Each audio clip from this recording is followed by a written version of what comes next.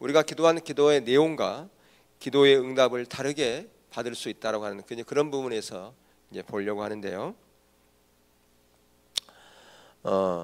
거기 6단은 기도한 내용과 다른 기도의 응답을 받다. 거기 한번 보시면 당신은 당신이 기도한 내용과는 다른 기도 응답을 받아보신 일이 있습니까? 저는 그런 적이 있습니다. 그래서 어떤 부분을 놓고 기도했을 때에 다른 방향으로 기도가 응답이 되어지니까 자기 친구가 그것은 당신이 아직까지 온전하게 기도하지 못했기 때문에 그러니까 좀 끈질기게 한번 기도해보라 라고 그렇게 얘기를 해서 그 조언을 듣고서 더 끈질기게 기도했지만 여전히 자기가 기도했던 그 방향과 다르게 하나님께서 응답해 갔다라고 하는 것이죠. 그런데 그가 이제 하루는 마가복음 2장을 읽는 도중에서 그 중풍병자의 그 치유의 그 사건을 묵상하는 가운데서 거기서 하나님께서 말씀하신 부분을 듣고서 그게 아니구나 하는 것을 받았다라고 하는 거죠. 거기에 그 중풍병자의 그 치유 사건을 보면 그 예수님 그 중풍병자의 친구들이 그 친구를 너무 사랑하는 나머지 예수님의 그 얘기를 듣고서 예수님께서 이제 어느 방에 어느 집에서 환자들을 치유하고 있다는 그런 소식을 들었겠죠. 아니면 거기 머물러 있다고 하는 그런 소식을 들었는지도 모릅니다. 그래서 그 중풍병자 된 그 친구를 데리고 그 집을 갔더니 사람들이 너무 많아가지고 그 안으로 들어갈 수가 없어요. 그리고 순서를 기다렸다가는 날 셀 것 같고 그래서 어떻게 했나요? 지붕을 뚫고 들어갔죠. 여러분 생각하면 지붕을 뚫고 우리의 개념으로는 지붕 뚫고 들어가면 기아집 같으면 기아가 막 이렇게 떨어지고 막 흙이 떨어지고 그럴 거 아니겠어요? 아마 몰라도 이런 집이 아니었을까? 거기 종려나무 가지 있거든요. 그걸로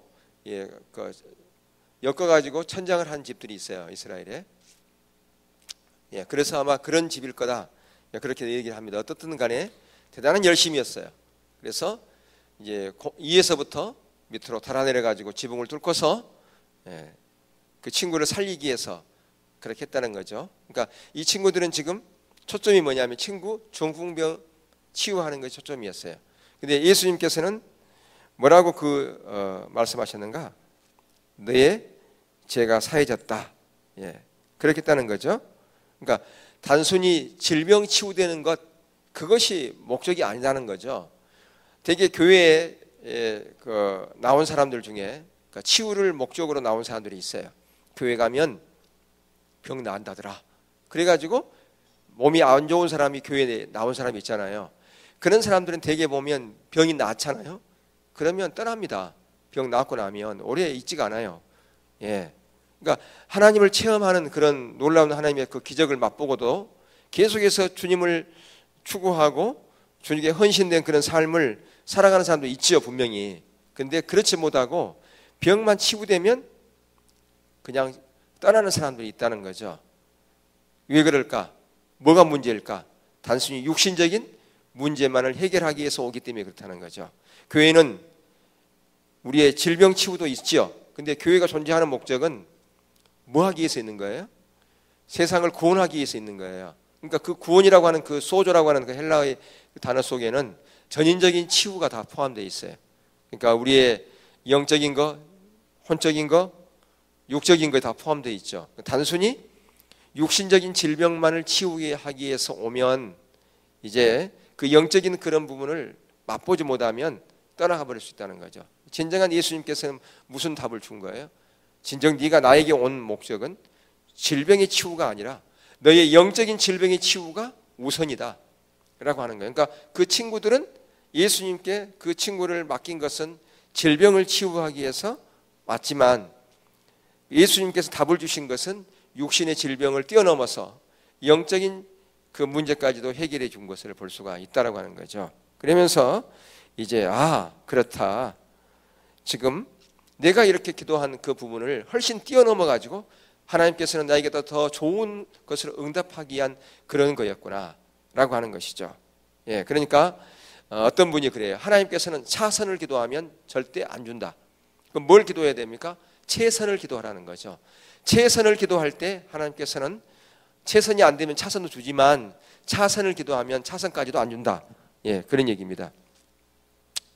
그래서 저는 하나님 앞에서 울며 이렇게 이야기했습니다. 오 하나님, 만일 제가 하나님이 주시려는 것보다 모자라는 부탁을 올리면 저의 부탁은 무효로 해 주십시오 라고 하는 거죠. 그러니까 하나님이 더 놀라운 계획, 좋은 계획을 가지고 있음에도 불구하고 우리는 그 계획을 모르고 그런 부분을, 예를 들어서 여러분의 자녀가 이제 있는데 여러분들이 생각하기, 야 이번 추석 때, 여러분 지금은야 뭐 옷이 아무데라도 사 입고 싶을 때 사 입고 그러지만 저희 때만 하더라도 옷을 딱 언제 사 입었느냐? 추석 때, 설날. 예, 추석 때 대지면 기대가 되는 거예요. 아 이번에 새 옷 한번 입겠다.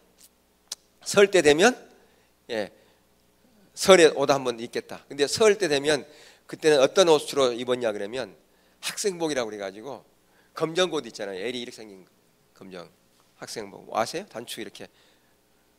그러니까 예전에 우리 중학교 때 고등학교 때 새카만 옷 있잖아요. 그런 것처럼 기성복으로 나온 것들이 있어요. 그런 것 겨울에 많이 사와서 입고 그랬거든요. 그러니까 그때만 새 옷을 이렇게 입었던 것 같아요. 근데 이제 그럴 때 이제 기대를 하고 있어요. 아 이번 그 이제 부모가 이번 설에 우리 애들 이런 거 사줘야 되겠다 구상하고 있는 거죠. 이렇게. 그래서 이번에 한 큰맘 먹고 한 20만 원짜리 좀 이렇게 좀 좋은 옷으로 이렇게 안에 오리털도 달리고 오리털로 된 거, 거위털 된 거 이게 방한복 사줘야 되겠다 이렇게 마음을 먹고 있었단 말이에요. 그런데 와가지고 이번 설 때 옷 사줄 거죠? 응, 살 거야. 그러면 내가 보관한 거 있어요. 뭔데? 저기 가면 거기 저 안에 이렇게 소금 넣어가지고 누비가지고 있는 거 그거 있어요. 그거 사주세요. 5만 원짜리.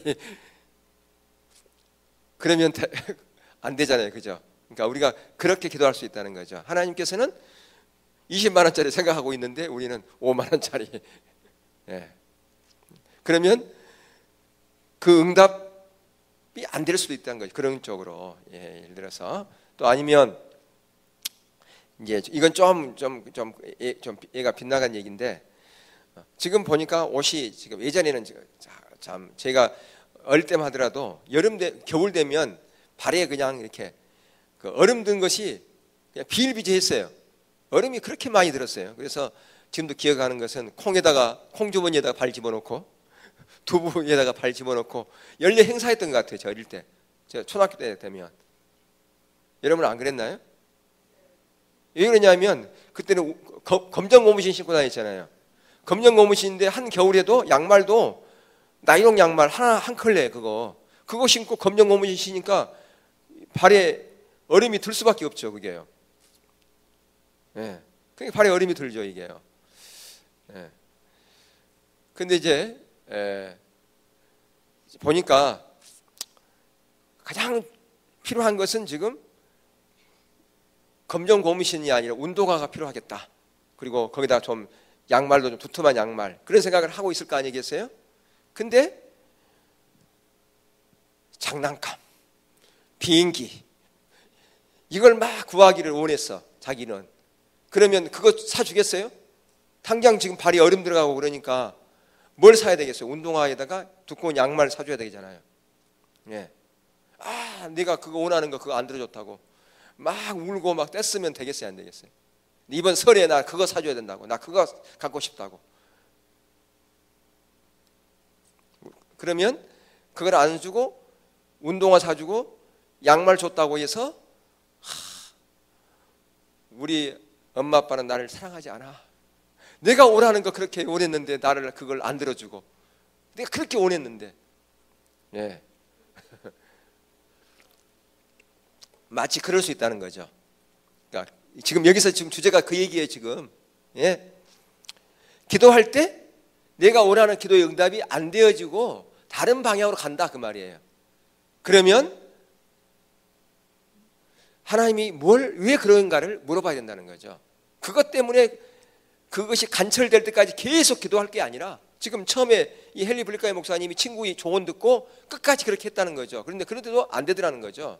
나중에 이제 그가 이 마가복음 2장 이 부분을 묵상하면서 그게 비춰진 거죠, 이게요. 하나님께서는 우리에게 최선을 주려고 그러는데 우리가 차선, 그게 아닌 차선을 구하니까 차선 안 주고 그랬다고 하는 거죠. 이 부분을. 그게 비춰진 것이죠. 예, 그래서 거기 그 115쪽, 155쪽에 보면 예, 그게 제1과가 이제 주제가 뭐예요? 당신이 기도할 때에 어떤 일이 일어납니까? 그게 이제 제1과지 않습니까? 어떨 때는 제가 구하는 것, 생각한 것보다 훨씬 더 많은 것을 주신다는 점을 발견했습니다. 더 많은 것도 더 훨씬 더 많은 것을 주신다는 거죠. 그러니까 예를 들면 이게 이제 금상첨화겠죠. 나는 이 장난감만 구했는데 비행기만 구했는데 그것도 주고 운동화도 주고 양말도 주고 그렇죠. 예. 그러니까 그게 훨씬 더 좋은 거 아니겠습니까? 예.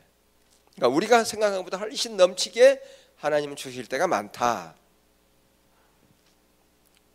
그래서 거기 우리 가운데서 역사하시는 능력대로 우리의 온갖 구하는 것이나 생각하는 것에 더 넘치도록, 그러니까 아주 크게 더 넘치도록 하는 것도 아주 크게 능히 하실 이에게 교회 안에서와 그리스도 예수 안에서 영광이 대대로 영원 무궁하기를 원하노라. 아멘. 이게 어디에 있어요? 이게 성경에 있는 거예요. 에베소서 3장 20절 21절의 말씀이에요. 그게 말씀이에요. 그러니까 이게 지금 성경에 있는 거예요. 뭐라고 있다고요? 우리 가운데서 역사하신 능력대로 우리의 온갖 구하는 것이나 생각하는 것에 더 아주 크게 넘치시도록 능히 하실 이에게 교회 안에서와 그리스도 예수 안에서 영광이 되도록 영원 무궁하기를 원하노라. 아멘. 그랬다면, 그러니까 그게 있다고 없다고요. 그런 일이 성경에 말씀하고 있는 거라 그 말이에요. 성경은 우리가 원하고 구하는 것보다 더 많이 아주 크게 하나님은 주실 수 있는 분이다 아니다? 주실 수 있는 분이다 그 말이에요. 예. 그러니까 그런 하나님을 신뢰하라고 하는 그런 얘기입니다. 지금 여기서 얘기하고 있는 것은요. 예. 그러니까 중요한 것은 뭐냐면, 중요한 것은 키는 뭐냐? 하나님이 지금 무엇을 원하고 계시고 무엇을 어떤 일을 하고 계시는가, 그걸 보는 것이 중요하다라고 하는 거죠. 그러니까 그 하나님의 그 길 안에서 구할 때 이게 이루어지는 거예요. 이게 하나님의 길 안에서, 하나님의 길 밖에서 구하면 꽝이에요 이게. 그러니까 이 말씀은 어느 말씀이나 다 적용되는 것이 아니다. 그걸 서두에 먼저 전제하고 말씀을 드리는 겁니다. 야, 성경에 이런 말씀이 있구나. 그러면 내가 구하는 것보다 훨씬 더 많이 준다고 그랬으니까 막 구하자. 그러면 이것은 단순히 하나님의 능력만을, 하나님의 도움만을 구하는 기도가 되어버리는 거예요. 그럼 이미 우리가 살펴본 것처럼 잘못된 신앙 체계에서 가지고 있던 그런 자기 중심적인 신앙에서 단순히 하나님의 도움만을 구하는 그 삶, 그게 되어버린 거라 그 말이에요. 그러니까 우리의 이 뇌의 구조는요, 금세 이런 얘기하면 그때만 배웠던 거 그거 꽝 다 잊어버리고 또 이리 가. 그러니까 적용이 안 돼. 적용을, 이걸 서로 응용을 하고 적용해야 되는데, 그러니까 도저히 이게 서로 뒤죽박죽 돼버린 거예요 이게. 그렇게 얘기해도 그 말은 전혀 안 가고, 아 그래 여기 있구나, 여기에만 초점이 가버린다는. 이것은 그러니까 거기에 보면 거기에 있죠. 하나님이 당신에게 주고자 하시는 것이 무엇인지 알고서 그것을 위해 기도한다는 것은 불가능한 것입니다. 오직 하나님의 영만이 하나님이 당신의 삶에서 무엇을 하고 계신지, 어떤 목적을 가지고 계신지 압니다.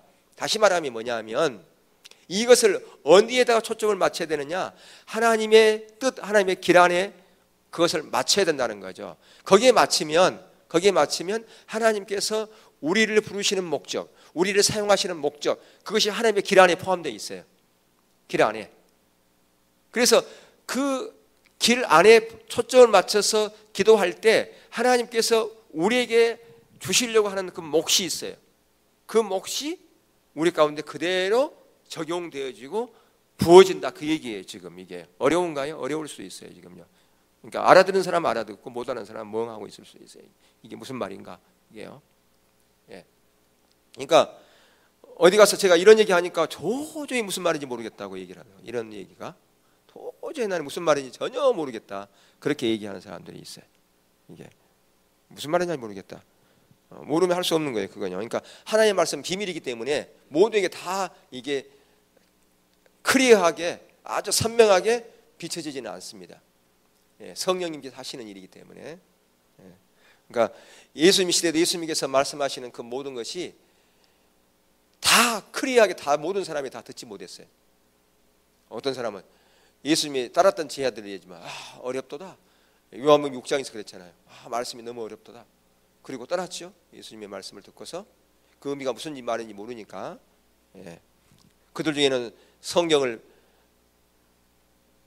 구약을 다 암송했던 그런 성경 박사들도 성경이 무슨 말인지 모르겠다. 어렵도다. 예수님의 말씀. 그리고 떠났으니까. 예. 그래서 하나님이 당신을 구하는 것보다 더 많은 것을 주기 원하는데도 당신은 당신이 원하는 것만 받기를 원합니까? 아니면 하나님이 주시기 것을 받고 싶습니까? 당연히 우리는 뭐예요? 하나님이 주시고자 하는 것을 받기 원하고 더 많은 걸 받기 원하죠. 근데 그것은 그냥 되어지는 것이 아니라 그것은 하나님의 길 가운데 있을 때, 하나님 길 가운데 있을 때, 하나님의 뜻 가운데 있을 때, 하나님의 목적 가운데 있을 때 그게 되어진다. 그 얘기예요. 그냥 되어지는 게 아니라 그 가운데 있을 때 성령님께서 우리에게 뭐가 필요한지, 뭘 구해야 될지 그걸 알려준다 그 말이에요. 그래서 성령님의 인도를 따라서 기도하고 성령의 인도를 따라서 구할 때 그것이 온전히 이루어지는 것이죠. 여기 이미 살펴봤나요? 그 헬 블랙가이 목사님이 그 아들 찰리인가에게 생일 선물로 뭘 사다 놨고요? 자전거, 백조표, 성함표. 우리나라 자전거는 좋은 게 뭐예요? 삼천리표. 그거 사다 놓고, 응? 예. 아들에게 접근했다 그러죠. 야, 니만 할 때쯤 되면 자전거가 좀 필요한데 이번 생일 때 뭘 사주면 좋겠어? 타번번에 나왔잖아요. 그러면 자전거 사달라고 그러지 않았겠어요? 이미 사다 놨었다 그랬죠. 거기에 차고에다 놔두고서 그렇게 얘기했다는 거죠. 그러니까 하나님은 우리가 뭐가 필요한지 가장 잘 아신다는 거죠. 근데 그 하나님의 길 가운데 있을 때 성령님께서 우리가 뭐가 필요한지를 알려주신다는 거죠. 그러니까 그 길에서 하나님이 알려주신 그것을 구할 때 온전하게 그것이 이루어질 뿐 아니라 하나님께서 여기에 지금 에베소서 3장 20절의 말씀처럼 우리가 생각하는 것보다 더 넘치도록 아주 크게 그분께서 일하셔서 우리에게 주신다. 보너스까지 주신다 그 얘기예요. 보너스까지도. 우리는 보너스 생각 안 했는데 보너스까지 주신다 그 얘기입니다. 여러분들 모두가 다 하나님으로부터 보너스도 받는 그런 인생 될 수 있기를 축복합니다. 아멘. 보너스를 받는 인생. 그게 진정한 복 아니겠습니까?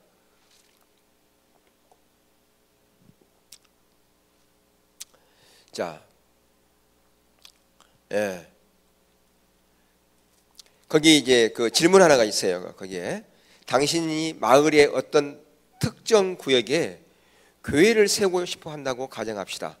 당신은 필요를 알아내기 위해서 이미 설문조사를 끝낸 상태입니다. 또 장기 계획도 세워놓았습니다. 그리고 하나님께 당신이 하고 있는 일이 잘 되도록 인도하여 달라고 기도했습니다. 그러자 하나님은 당신이 목적하고 있는 구역에 살고 있지 않은 소수민족 사람들을 당신 교회에 보내주셨습니다. 당신은 어떻게 하시겠습니까? 그러니까 이게 무슨 얘기냐 그러면은 교회를 세워놓고 다 설문조사 해놓고 끝내놓고 이 지역에다가 교회를 세워서 그러면 이 지역에 세웠다는 것은 초점이 그 지역이잖아요. 그 지역. 그러니까 이 지역의 분포는 어떤 분포고 사는 사람들의 생활 수준은 어떻고 그걸 다 조사를 끝내놨어요.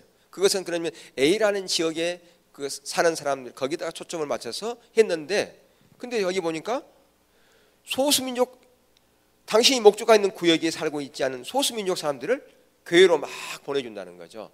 그러면 뭐 하라는 겁니까 지금요? 뭐 하라는 거예요? 답은 결국은 하나님 왜 그럽니까? 지금 우리는 소수민족의 대한 마음을 전혀 갖지 않고 어떤 A라고 하는 그 지역에 초점을 맞추면서 지금 그렇게 기도하고 있는데 왜 하나님께서 이런 일이 생긴 겁니까? 뭘 물어보라는 거예요? 하나님의 뜻을 물어보라는 거죠. 하나님의 뜻이 혹시라도 우리가 계획 세우는 이것이 우리의 생각으로 세운 것인지 아니면 정말 하나님의 뜻인지를 물어보라는 거죠. 예. 하나님의 뜻을 구한다. 그러니까 하나님께서 다른 방향으로 인도할 수도 있잖아요. 이런 부분에 있어서. 예. 그러니까 가장 중요한 것은 가장 먼저 여기서 지금 짚고 넘어간다면 설문조사부터 하는 게 아니에요. 그럼 뭐부터 해야 됩니까? 하나님 어떤 교회를 세우러 간다면 하나님 어떤 교회를 세우기 원하십니까? 어떤 하나님의 마음을 갖는 그런 교회를 세우기 원하십니까? 어느 지역에 어떤 지역 특별한 지역은 딱 정하지 않더라도 어느 지역에 교회를 세우기 원하십니까? 또 그 방향을 어떤 방향? 그 지역민을 위한 것입니까? 아니면 이방인을 위한 것입니까? 아니면 소수민족? 오늘 우리나라 같으면 외국인 근로자들이 많이 있잖아요. 예, 뭐 그런 사람들입니까? 여러 가지 방향을 열어놓고 그렇게 기도해야 되잖아요. 근데 여기는 지금 뭐부터 해버렸습니까? 지금 자기가 다 생각으로 다 짜놓고 지금 시작했지 않습니까? 예, 설문조사 끝내고 장기 계획도 세워놨다는 거예요. 예. 그러니까 이 부분이 여기 지금 잘못돼요. 근데 이렇게 했을지라도 여기서 기이한 것은 뭐냐 그러면 되게 이렇게 계획 세우면 이 계획대로 밀어붙이지 않습니까? 되게. 그런데 그렇게 했음에도 불구하고 다른 어떤 일들이 주위에서 일어나니까 예민함을 가지고 혹시라도 이것이 나의 생각으로 세운 계획이 아닌가 한 발 뒤로 물러서서 하나님의 뜻을 구했다. 이게 기이한 거단 말이에요. 그렇죠? 예. 이 부분을 말씀하고 있는 거죠. 또 거기 그 156쪽에 보면 저희 교회에서는 밴쿠버에 있는 대학생들에게 특별한 관심을 두고 선교를 시작했습니다. 우리는 가을 학기에 30명의 학생과 더불어 시작했습니다. 봄학기가 끝날 무렵에 250명 정도가 성경 공부를 출석했습니다. 그중에 3분의 2 정도는 외국 학생들이었습니다. 우리는 이렇게 말할 수 있습니다. 우리는 외국인들을 위해서는 선교하는 계획은 없습니다. 제발 다른 데로 가주세요. 그렇게 얘기할 수 있는가요? 아니라는 거죠. 혹시 그렇다면 이게 하나님의 뜻이 여기 있지 않는가? 혹시 그 외국인 그 사람들에게 하나님께서 그 마음이 있지 않는가? 그래서 이 사람들 붙여준 게 아닌가? 그 예민함을 가지고 하나님께 물어봐야 된다는 그런 얘기죠. 하나님께서 움직이게 하는 그런 환경의 움직임을 보면서 하나님의 뜻을 구하는 것이 필요하다. 그러니까 모든 것은 우연이 없으니까. 예. 그래서 여기서 뭐가 필요한가? 영적인 집중력이 필요하다는 거예요. 주시하에 보는 게 필요하다는 겁니다. 어떤 일을 시작했으면 그것을 놓고 기도했으면 영적인 집중력, 주시하에 보는 거예요. 하나님께서 어떻게 움직여가고 있는가 하는 걸 체크하는 게 필요하다는 겁니다. 우리는 어떻게 하면 기도하면 어떤 부분을 기도하고 나서 잊어버려 기도하는 거. 어떤 분이 나에게 어떤 부분을 놓고 기도해달라고 부탁을 했어. 그럼 부탁 받았으면 여러분 어떻게 합니까? 듣는 순간 잊어버리는 경우 많고. 그러니까 그게 여러분 그런 체질이면 바로 듣는 순간 뭐 해야 되겠어요? 기도해야 되겠죠. 그래 한 번에 기도하니까 듣고서 그냥 기도할게요 그러는 거 잊어버려요. 이거 기도를 했어. 기도를 하고 있었어. 그러고 나서 기도를 부탁한 사람에게 물어보지도 않아. 어떻게 됐는지. 어떻습니까 요즘? 왜 그래요? 지금 내가 그렇게 기도하고 있는데 그 기도의 응답이 하나님께서 움직여 가고 있는 어떻게 변화가 되고 있는지 지금 그 기도의 문제가 해결됐는지 안 됐는지 계속해서 뭐 해야 됩니까? 체크해 봐야 되잖아요. 근데 우리는 안 물어보지도 않아. 그리고 또 잊어버려. 기도하고 나서. 그런 경우들이 너무 많이 있잖아요. 예. 그러니까 우리 가운데 뭐가 없다? 주시하여 보는 것이 없다. 그래서 여러분들 그래서 뭘 만들어내냐면 기도 수첩을 만들라는 거예요. 기도 수첩. 기도 수첩 만들어 가지고 어떤 부분 기도를 했다 그러면 그 부분 언제 이게 응답되었음 체크하고 그게 하나의 뭐가 되느냐?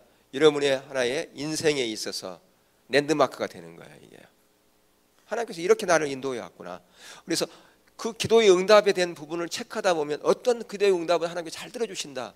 그게 그걸 통해서 발견되어지잖아요. 이게요. 그리고 왜 이런 부분은 기도의 응답이 잘 안 될까? 이런 부분에 있어서는 그것도 발견하고 왜 그럴까 고민거리가 되잖아요. 그런 부분에 대해서 전혀 우리가 예민함이 없어요. 민감함도 없고 그냥 그렇게 하고 있다라고 하는 거예요.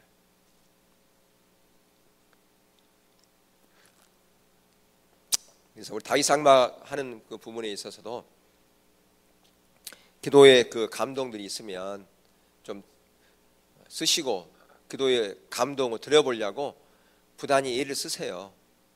자꾸 하려고 했을 때 그게 들려지는 거지 그냥 하루아침에 그냥 기도 응답이 확 되어지고 그게 민감함이 생겨나고 그런 게 아니잖아요. 그러니까 여러분들이 정말 그런 노력하는 그런 부분이 필요합니다.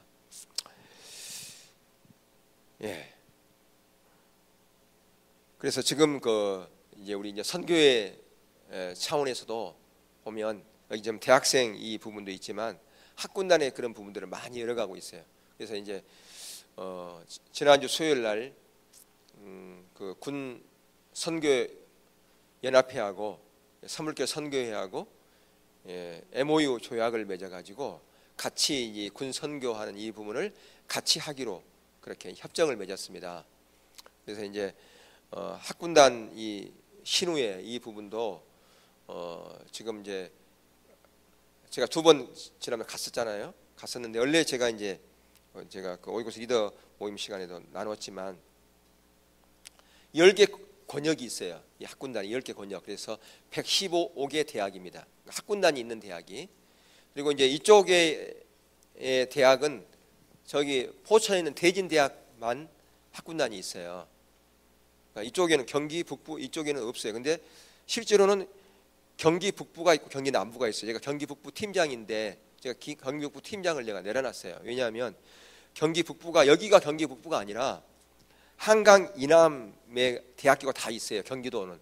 그러니까 경기도는 한강 이북으로는 대진대학밖에 없다니까요. 근데 그것은 경기 쪽으로 속하지 않아요. 서울 동부 쪽으로 속해요. 그러니까 서울 동부 쪽이 여기 여기 과기대, 여기 강원대, 시립대 이쪽에 있는 대학교가 겨울 동부 쪽이에요. 그러니까 팀장을 맡으려면 제가 그쪽 맡아야 되는데 경기 북부 그러고 경기 북부 얼핏 생각하면 누가 어디가 맡아야 될 것 같아요? 이쪽에 생각하잖아요. 그게 아니란 말이에요. 경기도 남쪽에 어디가 있느냐? 거기 지훈이 나온 데가 어디죠? 거기? 경희대?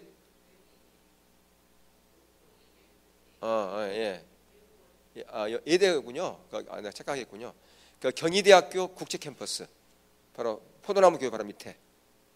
그다음에 강남대학교 거기도 다 저기 기흥에 있어요. 그다음에 수원대학교, 그다음에 가천대학교, 성남에 있죠. 이렇게 그게 경기 북부예요. 그러니까 저하고 전 상관이 없는 거죠. 그래서 제가 맡으려면 경기 이렇게 서울 동부 쪽을 해야 돼요. 그래서 그건 그냥 팀장은 내려놓고 그냥 간사로 한 학교만 섬기는 걸로 그렇게 제가 했어요.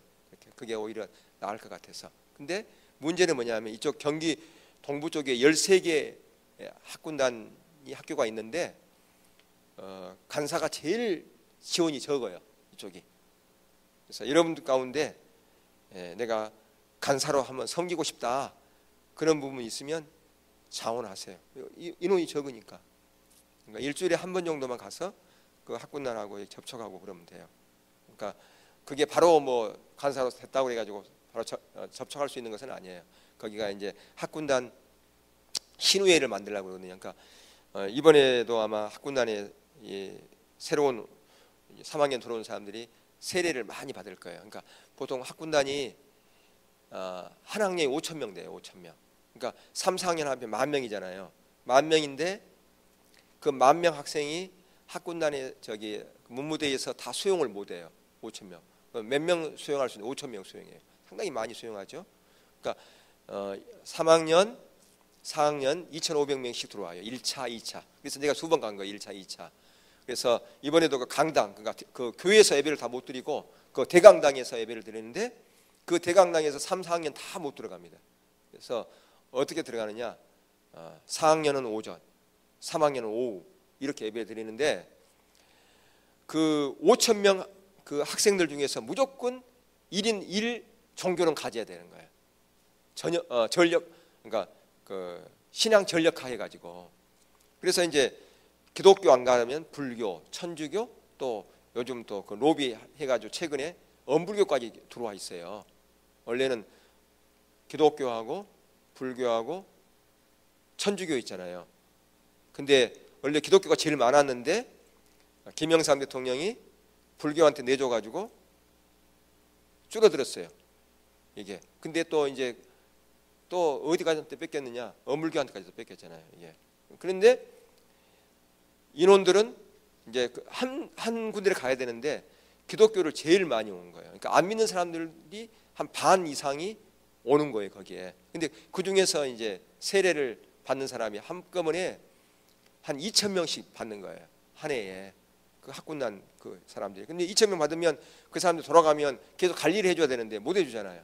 그러니까 그 관리를 계속해서 이제 전략적으로 이제 하기 위해서 학군난 신회를 만들어서 이제 그 학군난에 들어가 가지고 그들과 접촉하고 관리하고 기도해주고 그런 역할을 하는 것이 이제 그 일이에요. 그 부분이. 예. 그래서 여러분 가운데 혹시 그런 어떤 마음이 있거나 그러면, 예. 그래서 우리가 이제 이쪽 지역에 할 수 있잖아요. 여기 우리 여기 저 찬수 꿈나라 가버렸네. 예. 알바하고 피곤하니까. 가까운 데도 있고 또 강원도도 있고, 예, 또 고려대학교도 있고, 예, 고려대학교 또 우리 누구예요? 저기 애담이 아빠 고려대 거기 직원으로 있고 그러잖아요. 예, 거기 성신여대. 예, 또 어디 있나요? 저기 저 삼선교에 있는 한성대. 예, 다 이쪽 서울 동부 쪽에 속한 또 대진대 여기 호천, 이쪽에 속한 건역들이에요. 그래서 혹시 여러분들이 그런 마음이 있고 그러면 간사로 지원하셔도 됩니다. 인원이 너무 적으니까 이쪽은.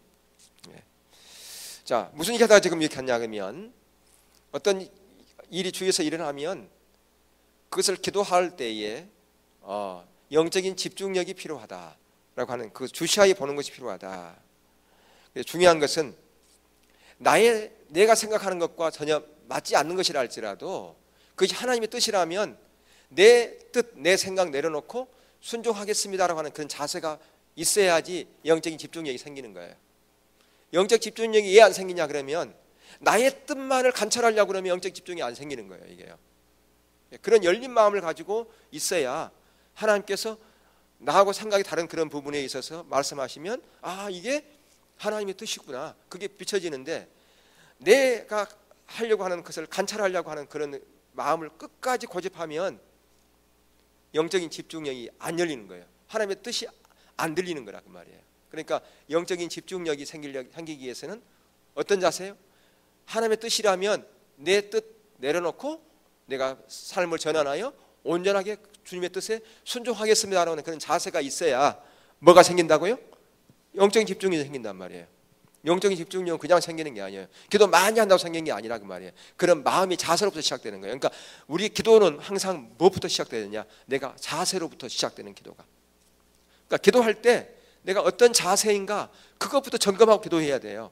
무턱대고 기도하는 게 아니라 어떤 자세로 내가 이 기도하는가, 왜 내가 이 기도하는가, 그걸 먼저 점검하고 기도하는 것이 필요해요.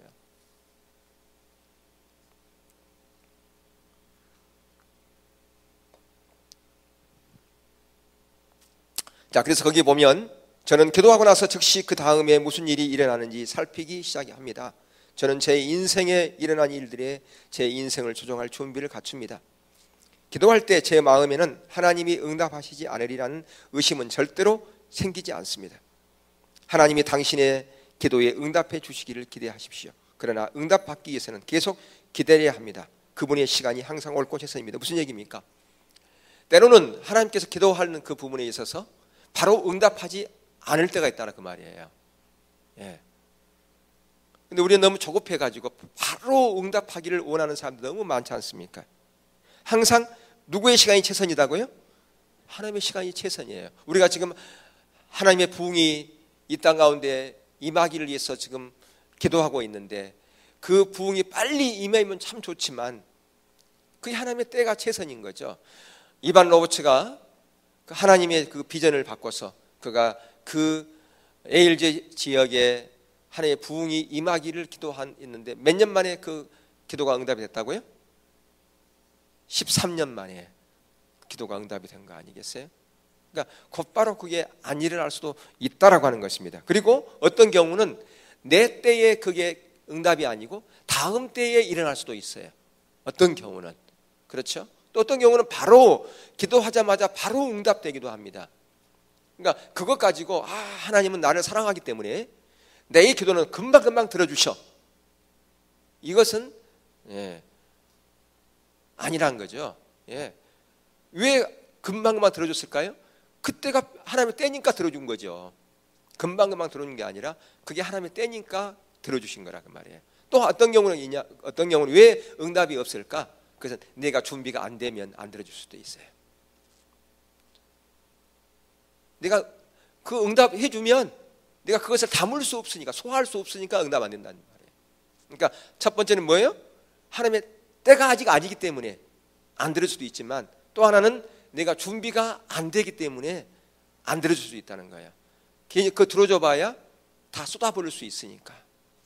그래서 실제로 우리가 그 하나님과 신선한 만남에서 보면 미국에 거기에 하나님의 부흥이 한번 임한 적이 있었어요. 근데 그 항상 회복이 먼저 있고 부흥이 있다고 그랬잖아요. 회복돼야. 그러니까 준비 작업이 있어야 된다는 거죠.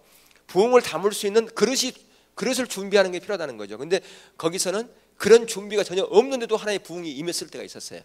근데 거기에 뭐라고 되냐면 얼마 있지 않아서 그 부흥은 다 사라져버리고 사람들의 내리 속에서 그런 부흥이 있는지 없는지도 다 사라져버리는 때가 있었던 걸 거기 성경에 거기 신선한 만남에서 거기서 얘기하고 있어요. 사람들 가운데 그런 부흥이 있었나? 언제 그런 거 있었지? 모든 사람들 생각으로 다 지워져 버렸다는 거죠. 그리고 얼마 막 가지 못해서 사라져 버렸고. 그게 왜 그런가? 준비가 안 됐으니까. 그릇이 준비 안 됐으니까. 다 쏟아져 버리니까.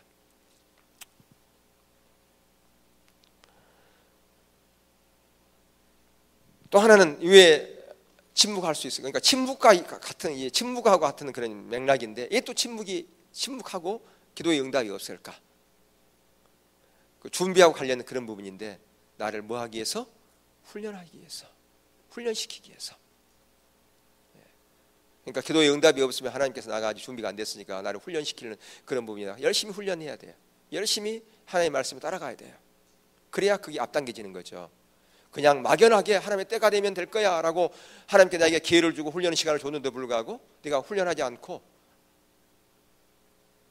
그냥 그대로 머물러 있으면 아무 일도 안 일어나는 거죠. 아까 오전에 내가 말씀드렸지만 하나님의 약속은 보증이 아니라 초청이라는 거죠. 하나님의 약속을 주었다면 그 약속에 맞게끔 내가 뭐 해야 돼요? 준비해야 된다는 거죠. 변화되어 간다는 거예요. 성숙하는 그런 과정으로 가야 된다는 거예요. 자, 저는 하나님이 기나긴 시간 동안 침묵하고 계시는 경험을 했습니다. 여러분도 혹시 그런 경험이 있는지 모르겠어요. 그래서 여기 보니까 헨리 브루카 목사님이 뭐냐면, 저는 하나님의 침묵을 이해할 수 없다는 거죠. 왜 침묵할까? 왜 침묵할까? 여러분, 우리 욥기를 지금 큐티하지만 욥기 관점에서 보면 왜 하나님이 저에게 이런 시련을 줍니까? 이런 고통을 줍니까? 이런 아픔을 줍니까? 이런 질병을 줍니까? 왜 이렇습니까? 하나님의 뜻을 전혀 모르니까 답답하죠. 우리는 보이잖아요. 왜 그래요? 욥이 잘못해서 그런가요? 전혀 욥은 잘못한 거 없잖아요. 지금 사단이 와가지고 하나님께 지금 그렇게 얘기한 거죠. 욥이 그렇게 하나님 신실한 것은 그게 환경이 좋으니까 그런 거죠. 하나님께 축복해 주니까, 하나님께 복을 주시니까 그런 거죠. 만약에 그에게 시련이 있고 어려움이 있으면 절대 하나님을 인정하지 않을 겁니다. 그런 거 아니겠어요? 그랬더니 하나님께서 아니다, 절대 그게 아니야. 그러면 제가 한번 테스트 해볼게요. 사단이 그러잖아요. 테스트하되 그의 생명만은 건드리지 말아라. 그렇게 해가 자기의 자녀들 몸에 질병을 오게 그런 고통을 주지 않습니까? 욥은 몰랐죠. 그것은 왜 이런 어려움이 나에게 있는지 전혀 모르는 것이죠. 그리고 그가 수없이 그렇게 하나님 앞에 매달렸지만 침묵했잖아요. 이게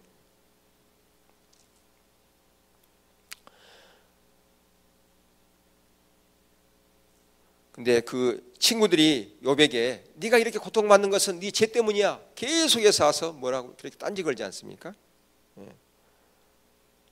근데 욥은 계속해서 내가 알고 있는 하나님과 나는 올바른 관계에 놓여 있다.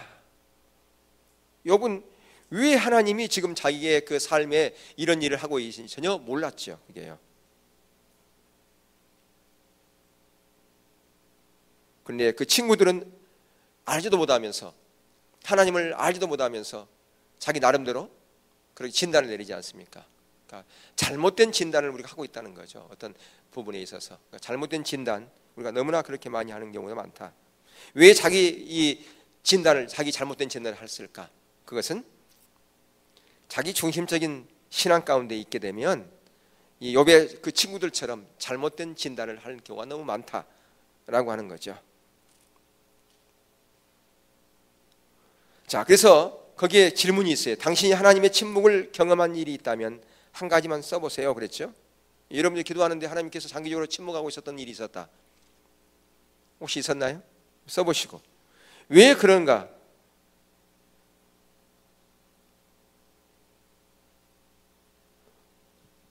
왜 그런가를 봐야 돼. 왜 그런가를. 그것을 어떤 관점에서 봐야 되느냐? 하나님의 관점에서 안 보면 그게 절대 진단이 안 되지는 거예요. 하나님의 관점에서 보지 않으면 내 야망, 내 자아가 내려지지 않을 때 절대로 우리가 이 답은 알지만 실제 자리는 못 가는 경우가 많아요. 그러니까 우리가 많은 경우 답은 알아요. 근데 답대로 안 되어진다 그 말이에요. 그러니까 이론은 알지만 실제가 안 되어지는 경우가 많아요. 왜 안 되어지는가? 여전히 자기가 안 내려지고 있었는데 자기 것 포기 안 하고 있는데 답은 알아. 정답은 그냥 얘기하면 성경 퀴즈 내면 100점 맞을 수도 있어. 이론은 다 알아. 근데 실제로는 어떤 부분에서 전혀 안 돼. 왜 안 되는가? 자기가 안 내려지면 그렇다는 거예요. 자기가 포기가 안 되어지면. 여러분 이런 자리에서는 전혀 해답이 없어요. 포기하지 않으면 대가 지불을 각오하고 포기해야 되고요. 또 그런 부분에서 안 되어지면 그런 부분 가지고 홀로 고민도 해야 되지만 이럴 때 가장 필요한 게 뭐냐면 영적인 멘토가 필요해요. 영적인 멘토가 필요하고 영적인 멘토의 말을 잘 들어야 돼요. 근데 문제는 영적인 멘토의 말도 잘 안 듣는다는 데 문제가 있어요. 영적인 멘토가 이런 사람은 영적인 멘토가 필요하죠. 근데 영적인 멘토 얘기도 잘 안 들어. 왜 안 들으려고 그러는가? 다른 사람의 권위에 안 들으려고 그러거든요. 예. 자기가 더 낫다고 생각하거든요. 그러니까 그 권위에 안 들어가죠. 자기가 더 낫다고 생각하니까. 예. 여러분 누구에게든 다 배울 게 있습니다. 어느 누구에게 다 배울 거 있어요. 왜냐하면 우리에게는 다 나만의 장점도 있지만 나만의 단점이 있어요. 내가 없는 장점은 다른 사람에게 있거든요. 그러니까 서로 이게 생각이 하나둘 합쳐질 때 더 좋은 것이 나올 수 있는 거죠. 혼자 신앙생활 하지 않는 것이 필요해요. 그러니까 왜 우리가 공동체 생활하는가? 함께 신앙생활하고 공동체가 있는 거거든요. 왜 우리가 오이코스가 있느냐? 함께 신앙생활하고 오이코스가 있는 거예요. 오이코스에서 뭘 많이 말을 해야 서로 도움이 되느냐? 자기의 치부를 많이 얘기해, 자기 잘못된 것을 많이 얘기해야 상대방의 유익이 돼요. 예. 그래야 서로 그게 그러니까 되게 이렇게 공동체 훈련 이런 데 가게 되면 어떤 훈련부터 하면 아십니까? 되게 보면요. 자기가 어릴 때 가장 그러니까 지금까지 살아오면서 가장 슬펐던 일, 가장 마음 아팠던 일, 기뻤던 일 그걸 쓰게 해요. 왜 그거 쓰게 하고 그걸 또 다 오픈하게 합니다. 그리고 오픈하게 하고 나서 어떻게 한 줄 아세요? 앞사람이 얘기한 것을 얘기하고 나서, 그러니까 들었던 것을 얘기하고 내가 얘기하게 해요. 왜 그렇게 얘기할까요? 예, 그런 훈련을 시킬까요? 그렇게 할까요? 우리는 다른 사람 얘기를 안 들으려고 그래요. 다른 사람 얘기는 잊어버려요. 그러니까 다른 사람 얘기에 귀 기울으라고 그렇게 하는 거예요. 다른 사람 얘기하고 있을 때 다른 생각하고 있고 딴짓 하고 있어요. 근데 그걸 들으라고 그렇게 하는 거예요. 근데 되게 보면 사람들이 생각하기는 이제 거기서 공통적으로 나오는 뭐냐면 그 얘기가 내가 가장 힘든 줄 알았다. 자기 삶이 내가 제일 힘든 줄 알았더니 보니까 나는 거기다는 명함도 못 내겠다. 그런 사람들이 많아요. 사람들은 자기가 제일 불행하다고 생각하고 자기가 가장 어려움을 많이 겪은 사람을 생각하는 사람이 너무 많아요. 왜? 자기 기준을 가지고 판단하니까, 생각하니까. 근데 그런 걸 통해서 나보다 훨씬 더 어려움이 많고 고통받고 그런 삶을 사는 사람이 너무 많구나. 그걸 알게 하거든요. 그걸 통해 가지고 뭐 하느냐? 자기를 더 오픈하게 하고요. 자기 자신을 더 내려놓게 하는 그런 훈련을 공동체 훈련에서 하게 해요. 그래야 그 공동체 훈련이 되어지거든요. 그래서 서로 섬기게 하고 이런 부분들이. 무슨 얘기 하려고 그러냐면 우리는 너무 정답만 많이 알고 이론만 많이 알고 자기 자신만 포장하고 이걸 서로 오픈하지 않으려고 그래요. 오이코스에서 가장 중요한 것은 오픈이에요. 자기 자신을 나누는 거예요. 무슨 나누는 거냐? 내가 일주일 동안 삶을 살아가면서 내가 실수한 얘기를 나누는 거예요. 실수하는 것을 나눔으로 말미암아 그것을 극복할 수 있는 거예요. 그게. 때로는 하나님을 경험한 얘기도 해야 되겠죠. 경험한 얘기도 하고 또 실수한 얘기도 하고 그렇게 하면서 다른 사람이 그걸 통해서 도전받게 하고 서로 이렇게 서로 아픔을 공유하고 서로 그 사람을 위해서 함께 기도하고 그게 바로 공동체잖아요. 근데 너무나 우리는 많은 경우에 자기 자신을 내려놓지 않을 경우가 많다. 여러분들이 자신을 안 내려놓는다면요, 우리가 신앙의 본질을 추구하는 거 그 꽝이에요. 그거요. 그게 자기 기준만 내세우고 있다. 그러면 그건 자기 기준만 가지고 계속 얘기한다. 그리고 하나님의 관점을 모르고 하나님께서 뭘 얘기하는지 그걸 전혀 자기 주관적인 생각 가지고 계속 얘기한다. 그러면 서로 피곤한 거예요. 안 그러겠습니까? 우리가 신앙의 본질을 추구한다 그러면 하나님의 관점에서 볼 수 있는 안목이 있어야 되잖아요. 그리고 그것을 제시해야 되는데 신앙의 본질을 추구하는 그런 삶을 살았다고 그렇게 얘기를 해요. 그렇게 따라왔어요. 10년을. 근데 말하는 거 보면 자기 주관적인 얘기하고 있는 거예요. 전혀 하나님의 관점이 아닌 얘기하고 있는 거예요. 그러면 서로 간에 피곤한 거예요. 그게요. 얼마나 힘들겠어요. 이게요. 그러니까 왜 그럴까? 왜 그런 줄 아세요? 왜 그런 얘기 하는 줄 아세요? 우리 자신이 안 내려지면 그런 거예요. 자신이 안 내려지면. 이제부터 여러분들 자신을 좀 내려놓으시기를 주님을 축복합니다.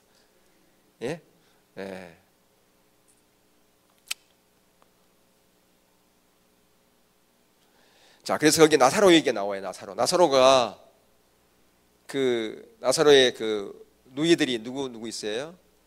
마리아, 마르다. 그 예수님께서 이제 마르다가 이제 나사로가 죽은 거 알고 왔을 때 그 누이들이 예수님을 원망하죠. 진짜가 없이 이제 왔냐고. 원망해야 안 해요? 왜 원망했을까요? 주님이 일찍 왔으면 안 죽었을 텐데 지금 죽었다는 거죠. 그러니까 그 나사로의 그 누이들은 예수님께서 치유의 그 능력이 있는 거 알았어요? 몰랐어요? 알고 있었죠. 그러니까 예수님께서 진즉 왔으면 우리 오라비는 절대로 안 죽었을 거예요. 그러니까 엉망 섞인 얘기를 하고 있는 거예요. 근데 예수님께서 왜 그것도 그냥 시체가 썩어 냄새날 그때쯤 왔을까요? 죽은 다음에 바로 올 수도 있잖아요. 죽은 다음에 와서 치부할 수도 있잖아요. 그러니까 이래 세울 수도 있잖아요. 근데 지금 시체에 썩은 냄새 날 때 이때까지 왔다는 거예요. 왜 그런 것 같아요? 네? 알아봐서 보세요. 한번 생각해 보세요. 왜 그렇게 늦게 왔을까? 그러니까 죽었다는 소식 듣고 바로 왔을 수도 있잖아요. 근데 왜 장사 지내고 시체가 썩은 그때 오셨냐 그 말이에요. 아니 그러니까 죽은 다음에 와도 되잖아요. 어차피 죽은 거 살리니까. 예? 덜 기적이, 예, 그거 더 비쌀 수 있는데 보세요. 바로 죽은 다음에 와서 살리면 혼절했다 깨어날 수다. 그럴 수 있잖아요. 그냥 안 죽었는데 쇼했다. 그럴 수도 있지 않습니까? 근데 이제 다 죽고 무덤에다가 하고 냄새가 난다면 썩은 냄새가. 그러면 이건 도저히 과학적인 방법으로 의학적인 방법으로 살릴 수도 없는 거고 대해질 수 없는 거예요 이게요. 그러니까 그때까지 기다린 거죠. 그게 하나님의 때니까. 무슨 얘기냐면 하나님은 바로 그런 자도 살리신 부활의 하나님이라고 하는 것을 여기서 보여주려고 그런 거예요. 그래서 내가 부활이요 생명이라고 말씀하고 있죠. 예수님께서 이 나사로의 이 사건을 통해서 부활, 진정한 부활이잖아요. 시체가 썩어서 문드러지는 그런 가운데서도 살리신 분은 그게 바로 부활이요 생명이죠. 그게 진정한 답이지 않습니까? 바로 이건 뭐냐면 이게 가장 완전한 때라는 거죠. 이게 하나님께서 일하고자 하는 가장 안전한 때. 예. 그래서 때로는 우리 가운데 응답이 더디지고 어떤 상황이 좀 안 되는 상황으로 막 이렇게 막 가고 있다. 지금 보면 이 나사로의 누이 입장에서는 예수님 지금 빨리 오면 좋은데 계속해서 지금 병이 막 중병에 들어가고 있는데 안 오잖아요. 얼마나 다급할까요? 근데 이제 죽었어. 이제 끝났다 이제. 그리고 이제 지금이라도 오면 그분이 치유의 능력이 있으니까 살릴 수 있어. 그런 희망의 끈을 붙잡고 있었는데 그래도 안 와.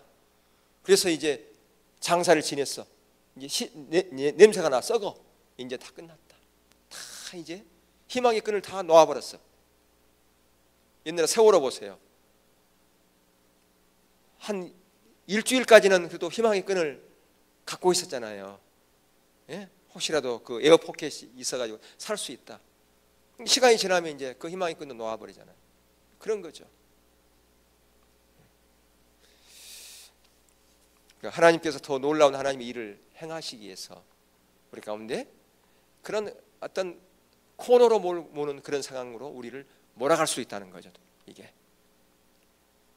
그러니까 그런 상황 가운데서도 끝까지 하나님을 신뢰하고 기대하고 있어야 되는데 우리는 그렇지 못하죠. 바로 이 나사로의 누이처럼 예수님을 원망하지 않습니까? 이게. 예. 그래서 거기 한번 여러분 나는 너희가 나에 대해서 이미 알고 있는 것보다 더욱 깊이 알 준비가 되어 있음을 알았다. 나는 너희들이 내가 부활이요 생명임을 알게 되기를 원한다. 나의 거부와 침묵은 너희를 저버리는 것이 아니었다. 그것은 너희가 지금까지 전혀 몰랐던 나 자신을 너희에게 보여주려는 나를 위한 기회였다. 예. 그러니까 길고 긴 침묵, 더 안 좋은 상황으로 어떤 일들이 벌어진도 있다면 그래서 하나님께서 또 다른 하나님의 놀라운 일들을 우리에게 보여주기 위한 하나님의 작품이다. 작품을 만들어가고 있다. 그렇게 하나님을 신뢰하기를 주님으로 축복합니다. 아멘. 예. 그러니까 하나님의 시간은 항상 옳고 최선이다 그 얘기예요. 그래서 거기에 질문이 있어요. 159쪽에 6단은 마지막에 당신이 기도하는 동안 하나님이 침묵할 만한 이유 두 가지가 무엇입니까? 가장 먼저는 죄일 수도 있어요. 또 하나는 하나님의 계획일 수도 있어요. 또 다른 하나님의 계획일 수 있어요. 그러니까 항상 영적인 예민함을 가지고 물어봐야 된다는 거죠. 자신을 점검하고 영적인 예민함을 가지고 집중하는 것이 필요하다. 항상 왜 그런가? 침묵한 이유가 뭔가? 그걸 보는 것이 필요하다.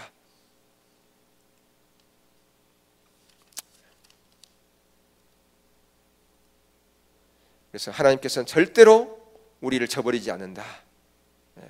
그래서 거기 그런 얘기하면 있죠.